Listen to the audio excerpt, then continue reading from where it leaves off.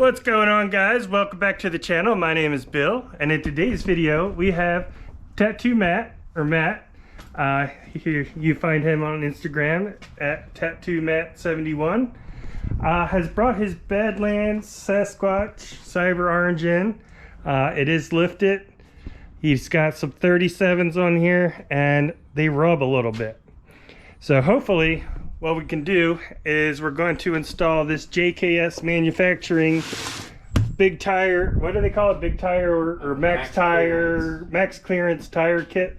It's supposed to give us a little bit more room, and hopefully we can get rid of the rubbing. We're just looking at it, and most of the rubbing is actually on the back side of here, which there is a big chunk of plastic back behind there, which that kit replaces. And it cuts off these crash bars, which it didn't look like he was rubbing on those, but you know, I'm planning on doing the same exact install anyway because I don't like those crash bars, especially with my bumper, because they just stick out right there. All right, so the kit is pretty simple. We've got two little spacers here, two little brackets, two larger brackets, and then you got these other brackets. But hey, that's what the kit comes with. Get yourself a JKS Manufacturing decal and some instructions. Remove front tires and inner fender liner. That was a sentence. Remove front tires and inner fender liner. Park. Yeah, and then take the bumper off. So it's a bunch of getting things out of the way to get started with, which we've done a bunch on the channel. Yeah, we'll get the tires off, get it on jack stands, and start taking things apart. And like that, magically, the wheels off, we're on jack stands. You need to take the fender liner out, which is just a bunch of these little screws. Now, they don't say anything about taking the actual fender flare off, but I found when I was doing my rock lights that it was a lot easier to work in there if you just took these off, which, if you don't know how they come off, it's just these little latches,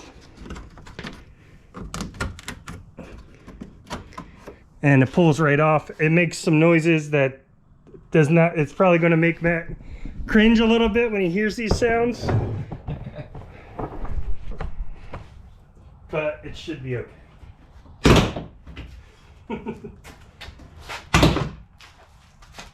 And just makes a lot of loud popping noises. There's other little pins that drop in there, and then it's just easier to get to these four. I think these are 7mm bolts that actually go into some metal, and then the rest are these screws, which you have to be very careful. If you push too hard, they won't come out, but some of them you have to push extra hard to get them out, and like wedge something behind them, or they won't come out. So it depends on how they're feeling, and you just got to coax them out. So we'll get those off of there.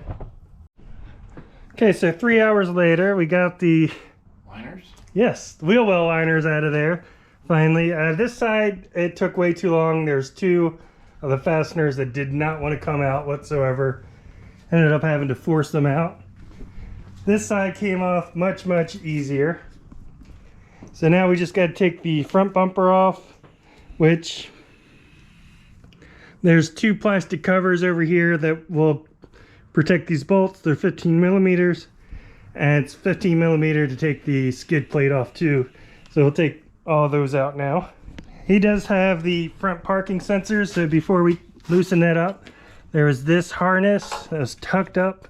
There's a connector right there coming down to this harness, and it looks like that should be the only harness going into the bumper itself for those sensors.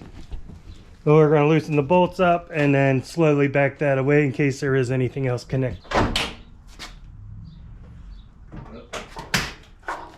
We're hung up a little bit on that. Now we're getting into the fun parts. Before we could cut this off though, we have to remove this bracket. It has two 15mm bolts, and it's going to be tightened around the bottom of the intercooler. The instructions do warn to only do one side at a time when you're doing this. That way your intercooler is at least support it on one side before, so you don't just take both sides off and not have your intercooler support it at all. But we do have to take these mounts off, so it's these 2 bolts, and pull this off, and then we should be free to start chopping. Or no, we'll have to undo the body mount first too.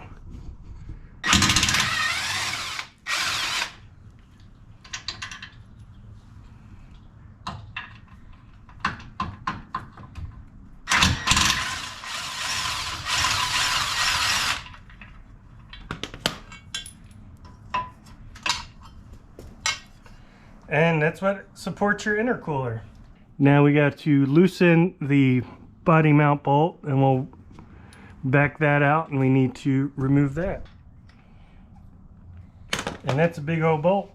Now once that's out, we got to take this bottom bushing out, which you just kind of have to wiggle at it.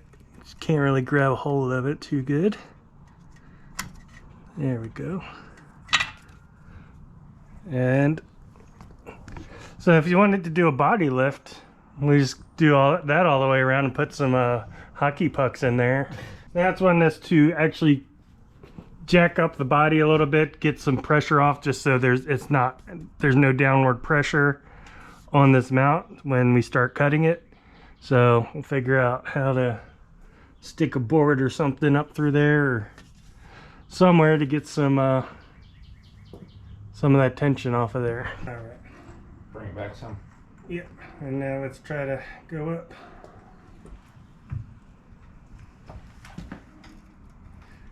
All right. Is that good?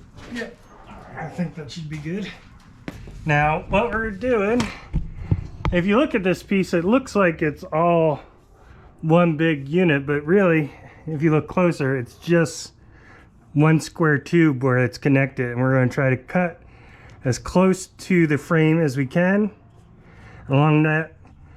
Before we can put the other piece, the new bracket on, this can only be extended a 1/4 inch, so if we don't get it completely flush, I do have some flap discs, we can grind it down, but I'm going to try to cut along there as close as possible and take this whole thing out of there. Well, here goes nothing. Huh.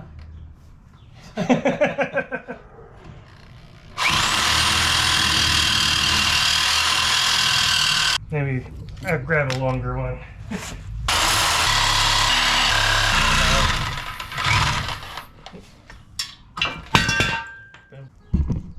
And well, there it is. It looks like, just looking at it, I thought all this was welded all the way around, but it's just this square tube right here. It looks like we got really close on the back end, so I just have to grind this front end down just a bit, and we should be good to go. I'll grind that down, and then I'll hit it with some paint just to keep it from rusting, and then we can put the new bracket on there. Make this nice and pretty and smooth. And there's one other bolt we'll have to take out before we can put the other mount in. It's right back there, which is going to be much easier to get to now that all this has been cut off.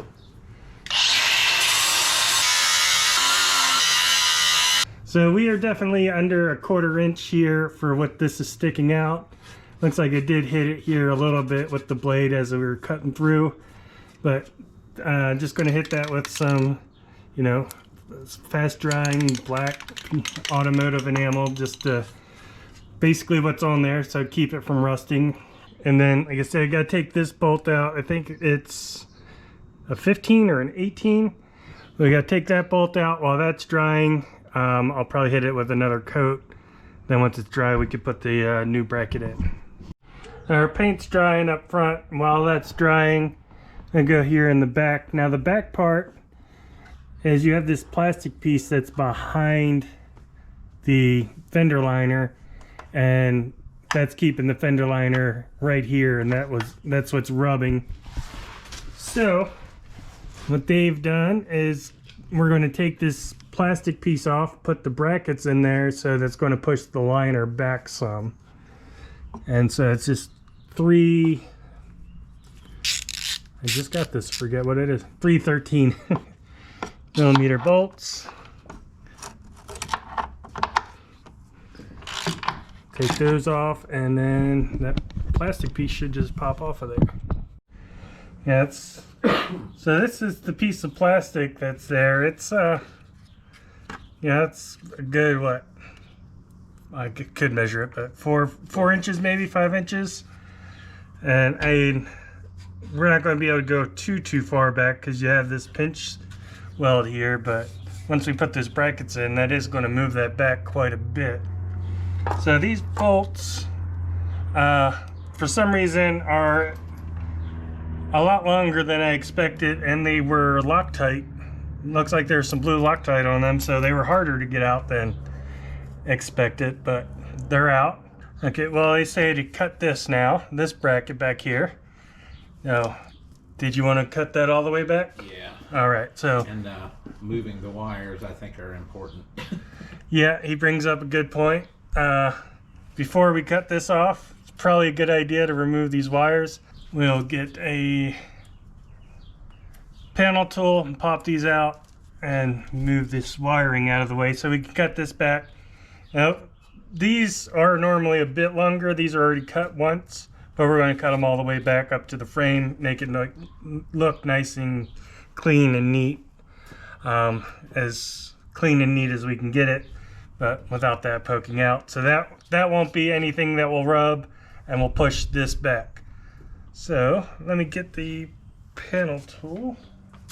Now, I know in their video they showed the other side where all you had to do is disconnect the ABS brake line and pull that kind of out of the way.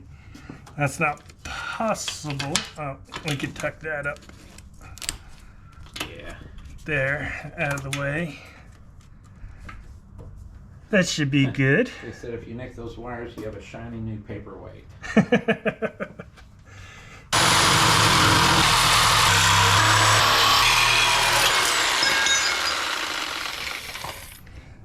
Now, that one's a little thinner than the front one, so cut through a little easier.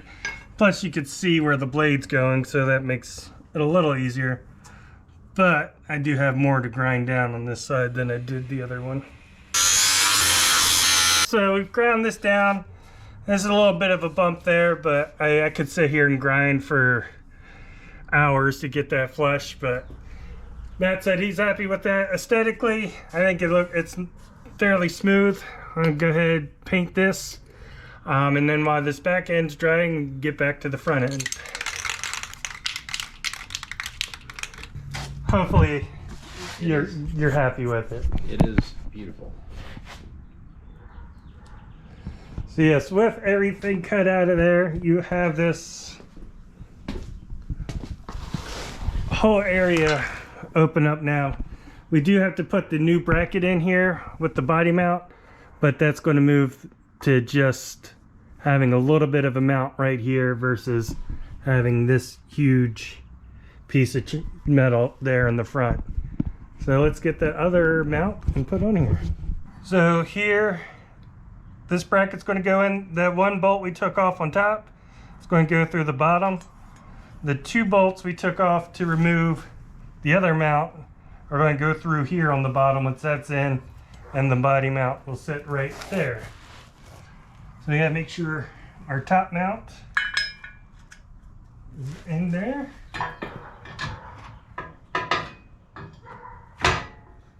It should slip into place. So hey, it's not bolted in or anything, but you know, aesthetically looking at it, that's much cleaner. You know, especially with mine that has an aftermarket bumper that exposes this big whole piece. I think it's going to look great. Even with the OEM bumper, you're not going to be able to see through it and see all this. So, and then from the side, obviously it'll look better as well. So you get, looks better, you get more clearance. I'm a fan of this kit so far. So this top bolt's going to be kind of tricky to get in there. I use these bottom bolts first to get those kind of lined up. So make sure that the top's even in the ballpark.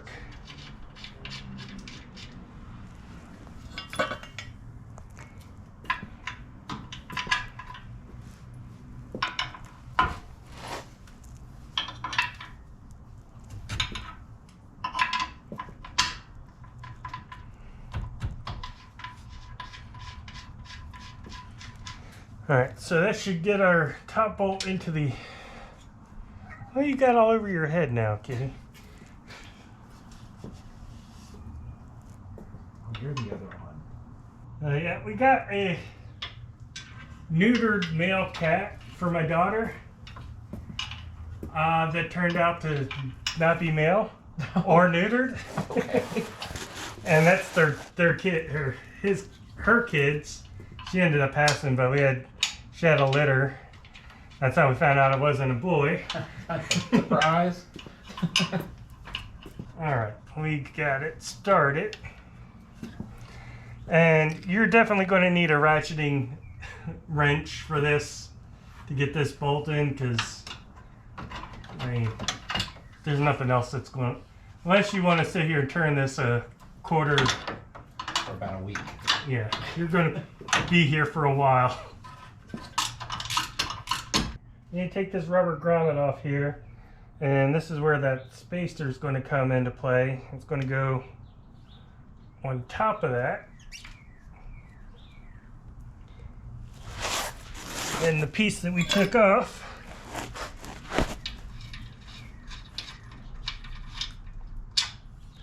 it's going to, there's a bolt hole where that's going to slide on, so we can get that into position, tighten that on.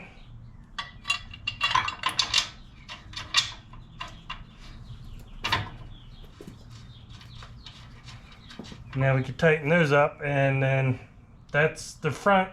Well, we got to put the body bolt in there too. So before we tighten those up, get that in there. Now, I'm going to need to look at the instructions to see if it's got a torque spec for that or not. Because I imagine that's something you want to make sure is properly tightened. Okay, yeah, actually it does include torque specs. So these two bolts need to go to 59 pounds. This top one, which I don't know how we're going to, I don't know how we're supposed to get a torque wrench on that top one, is 35 pounds, which by my calibrated wrist, I'm pretty sure that was 35. And the body mount is also 59, so I probably just over torqued that right now. But I'm gonna back that off just a smidge, and then we can come back with the torque wrench to make sure that that's good.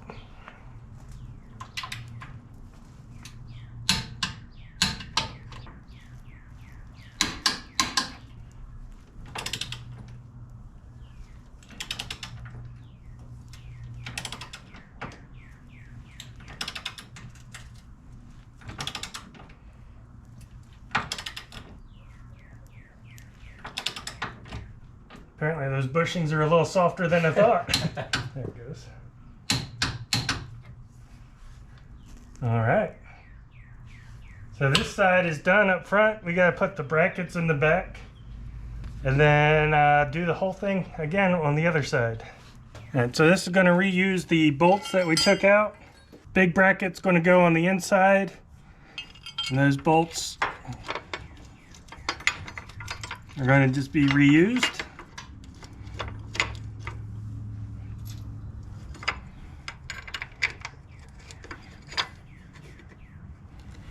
And then there's a smaller bracket, and that's gonna fit right in there. So something to note, these are two different pieces here. Can you give me the other one? I will make sure that one's the big one too. Yeah. Make sure that that's going to be. So that is okay. So note that these are different per side. I got lucky and got this one right. It looks like the downward hook goes towards the inside. This one, however, I'm looking at is like, why? That doesn't make any sense that that's going to fit there. And that's because that is the wrong bracket on there. The right bracket is going to face the other direction, and that makes much more sense. So let's swap that out. Alright, so I'm going to go ahead and put this wiring, plug that back in before we forget about it. Just plug that back in, Everything looks good. I think this side is done. We got to put everything back together, but before we do, I'm gonna go ahead and do all this on the other side, and then we can work on buttoning everything back together, make sure it all goes back together. Here we are on the driver's side, got this all done. This is a little bit different just because this wiring harness, you have to just pull that out of the way, but other than that, it's the same exact as it was on the other side.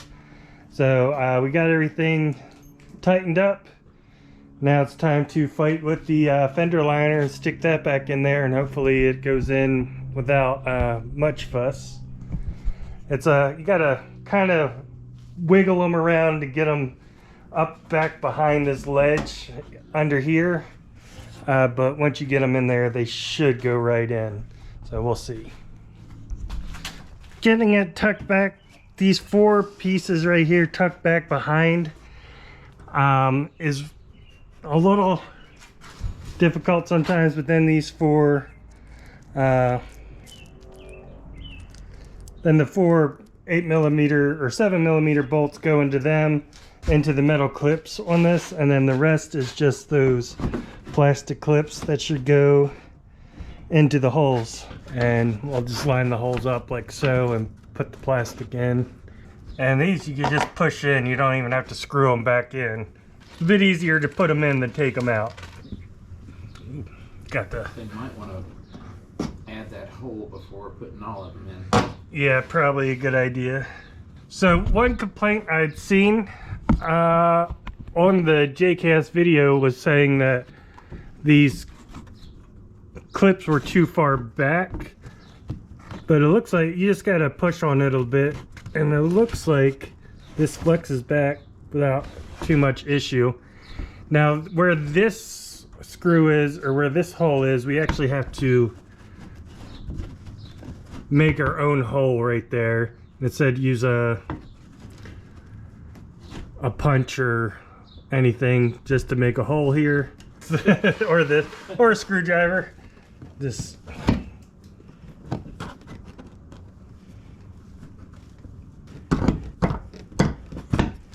and then they actually provide an additional one here because, well, you need an additional one.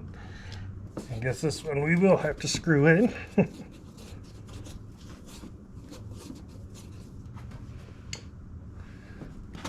So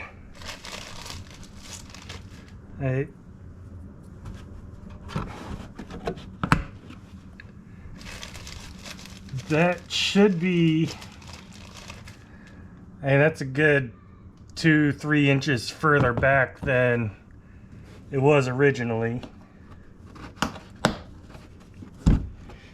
Oh, that one is trying to push, it is pushing back out.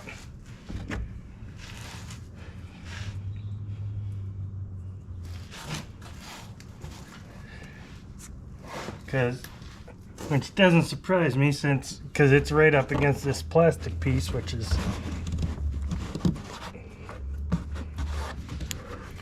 pushing out against it. The other side shouldn't be a problem.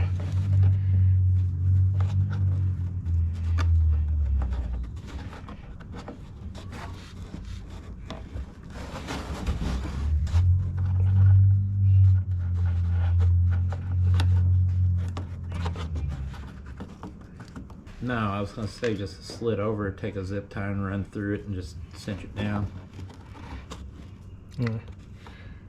I put a zip tie right through there. And it's going back, it's just that this is pushing. Oh, it's starting to rip anyway. If I keep pushing at it, I'm going to end up ripping that more. That one.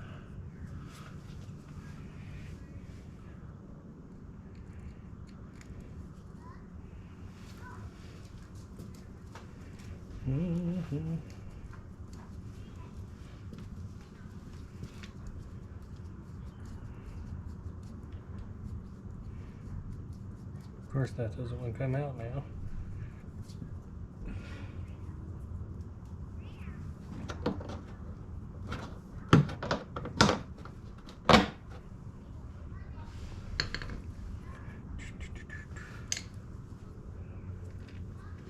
We'll come back to that one here in a minute. Let's get some of these other ones in.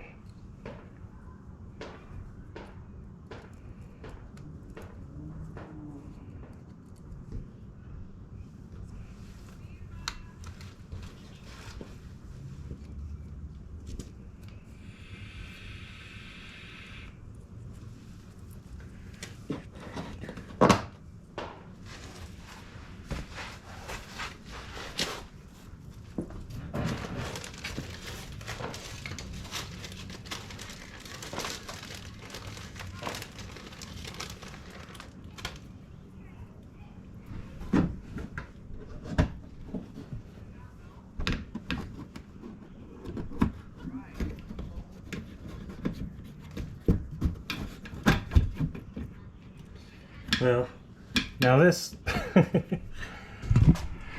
this Christmas tree used to go into part of the bracket that was right there, which no longer exists.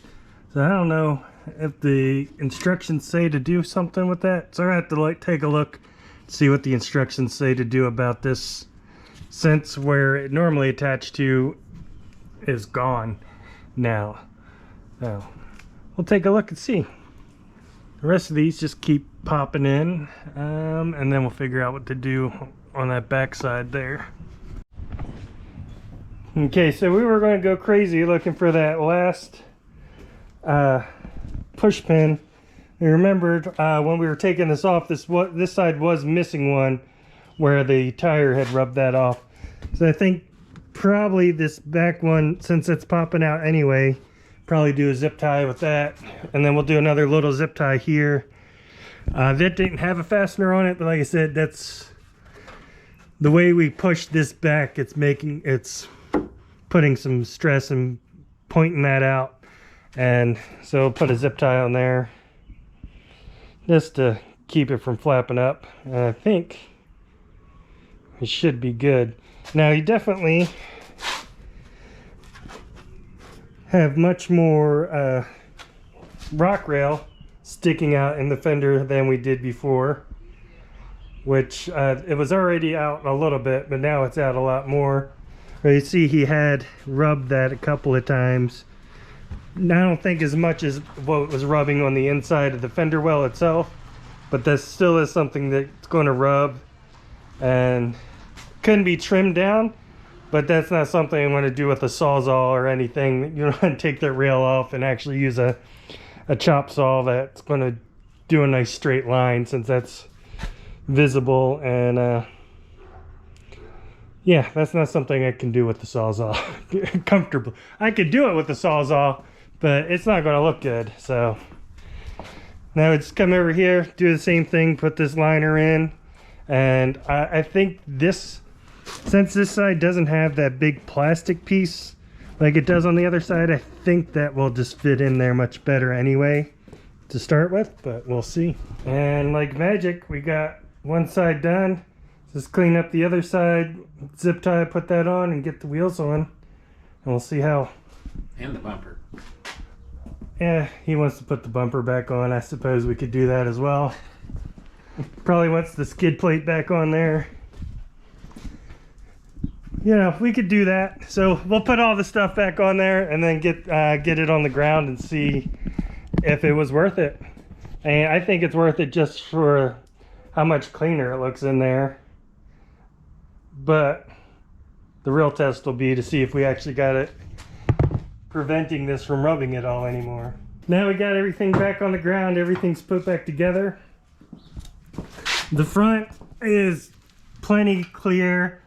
That I could, you know, picture how much that was going to open that up. What surprises me is how much that actually did add of clearance in the back here. I mean, that pushed that back a good couple of inches, more than I thought it was going to. So I guess now's the real test. I'm gonna jump in there and see if we got any clearance. I guess I could do it on this side since we got the light over here. Yeah, before, when he was turned like this, he was touching. I'm just sitting here now. there's a good hand and a half through there. There's plenty of room. I'm gonna turn the other way.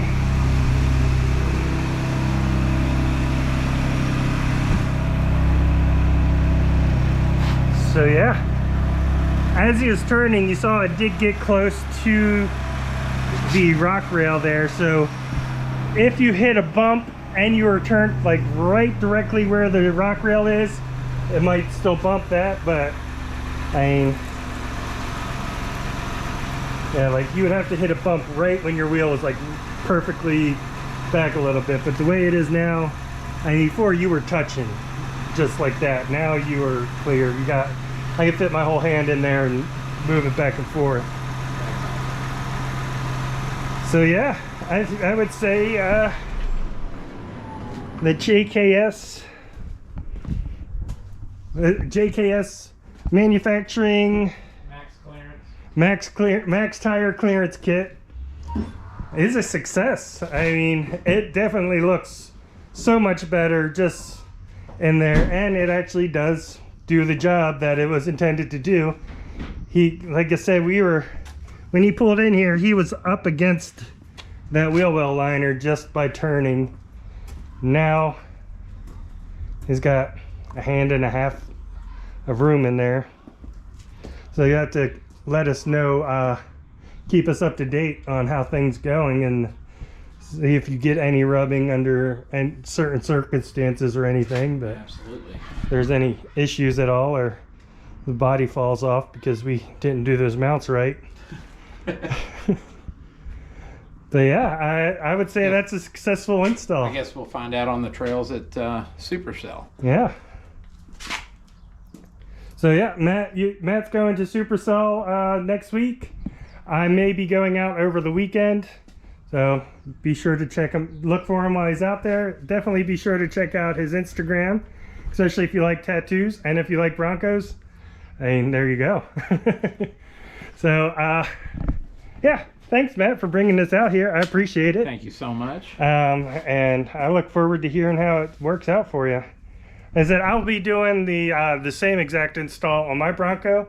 It made it a little easier to do on his because he didn't have the rock lights or lights going to the bumper or the 100 extra wires that mine have going in it. So it made it a little easier to do the install on his for the video, but I'll be doing the same thing.